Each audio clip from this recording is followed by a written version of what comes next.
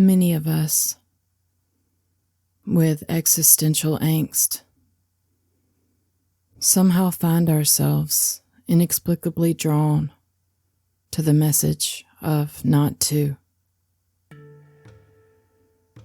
Like a moth to a flame. And commonly, we seem to be magnetically pulled by a force that we pride ourselves in the knowing of what it is. The truth. And this truth is placed on the highest of pedestals. We then express as the equivalent of worshiping the idea of truth, lending to it fantasies of how magnificent it must be, what it means, what it will give me, and how I must go about the attainment of it, how it is the ultimate goal a human can strive towards, and how it's the only thing we really long for.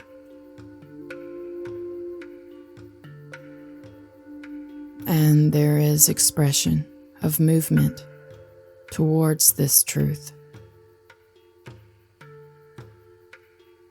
becoming worthy enough to look upon it, strategizing, striving, seeking, grasping that which seems to resonate with it, and averting that which is believed to be dissonant with it.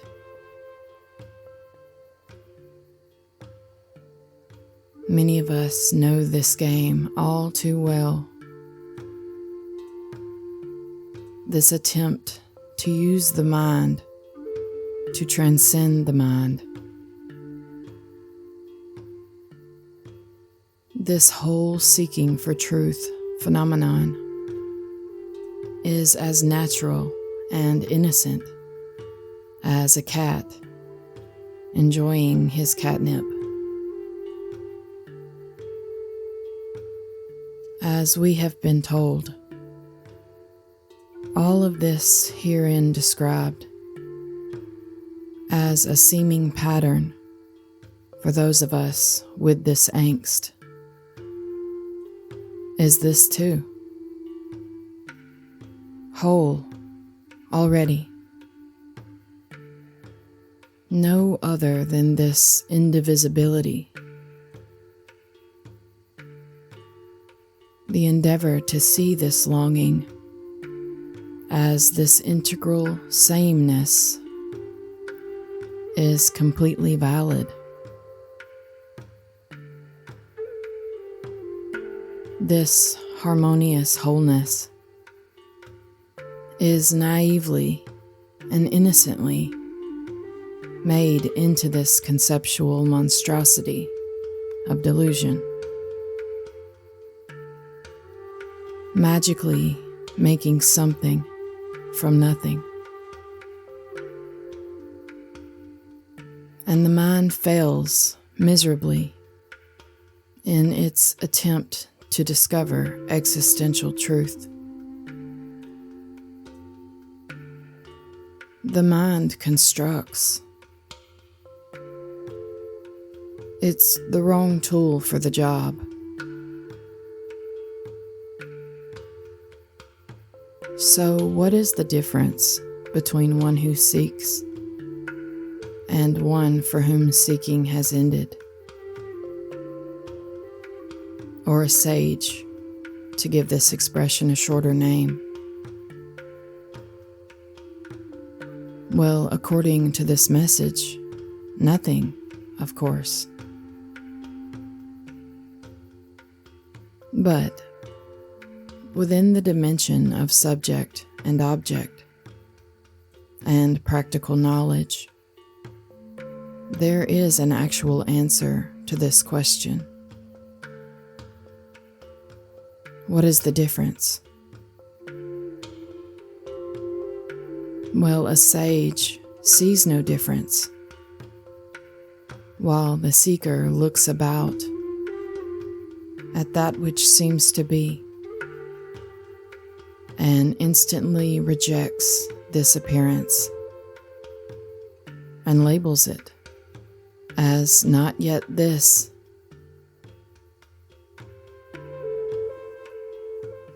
But why? Of course, there is no reason why. Just because is the answer to all why inquiries.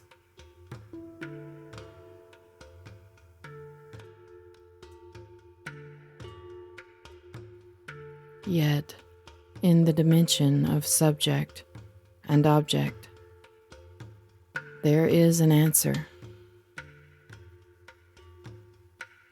The seeker has a belief, the origin of which is the whole of the manifest universe itself. This belief, made of pure innocent aliveness, speaks and says, I see what is, and I do not prefer it. I know that it can be better than this. I can make it better, somehow, and I will.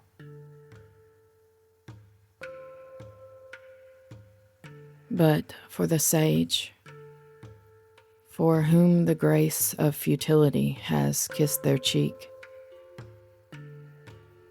who has known the experience of utter exhaustion, who has gazed upon the all-engulfing void where ideas rest in peace, whose bones have rattled at the recognition of imagined agency, and has grieved this memory of navigating space and time. For this one, this that appears is inherently without hope of appearing other than this. This is too immediate and intimate for hope, or for anything on that note.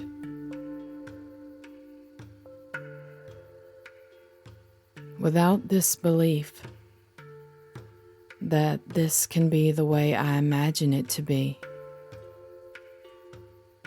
well, this simply is what it is.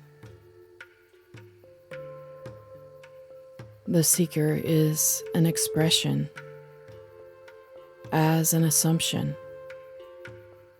that this isn't it already, making a claim of knowing and a stance of a position apart from this. The sage simply makes no such assumption. Both of these appearances expressing, without choice, already.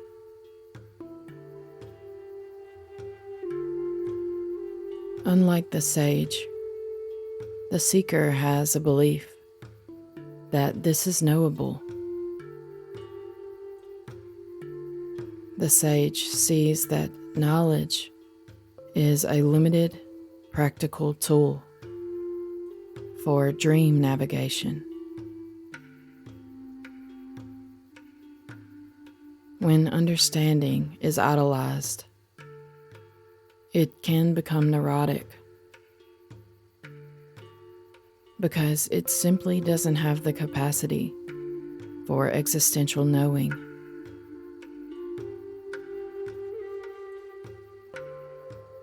The sage is one of the most bewildered and admittedly ignorant people you can meet. True wisdom is this, as utterly unknowable. The seeker claims that understanding is possible and soothes itself with this assumption. Seeing through the conceptual claims of knowing breeds an obviousness that this is whole and complete, simply what is appearing. No comforting thought can change what seems to be.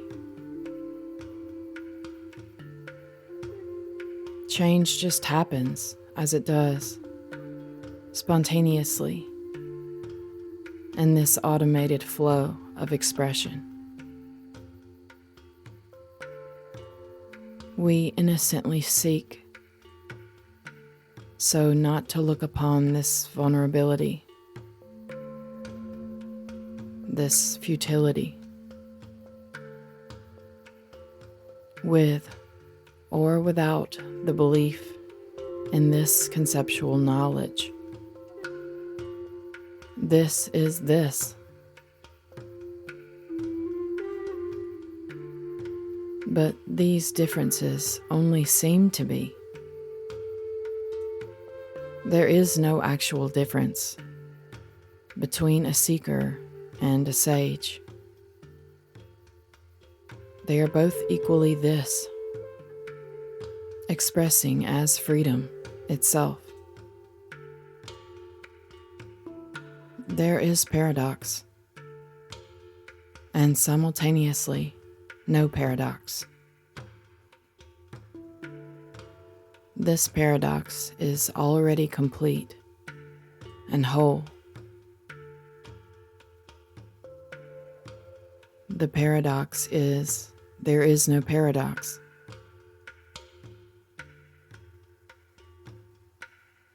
How can this be understood? It's pure mystery. This is whole, without the filters of mind. The great emptiness is beheld. Laughter becomes you, as the cosmic joke is finally gotten. And funny enough, as all is dematerialized before your imagined eyes, it is seen that literally nothing changed. In fact, all change, too, is imagined. Oh, I get it. Never born. Never dies. This shift in perspective was frantically avoided by no one at all, as a purely innocent expression of subject and object, an apparent you and I, a making of love, arriving where you never could leave. Nothing changed, and everything is different. This is it, the miracle of seeming to be, when what we really are is freedom itself. We are nothing playing as everything. What is freedom without that which seems to be knowledge of bondage? Absolutely nothing. And is nothing better than everything? Absolutely not. Not in your wildest dreams.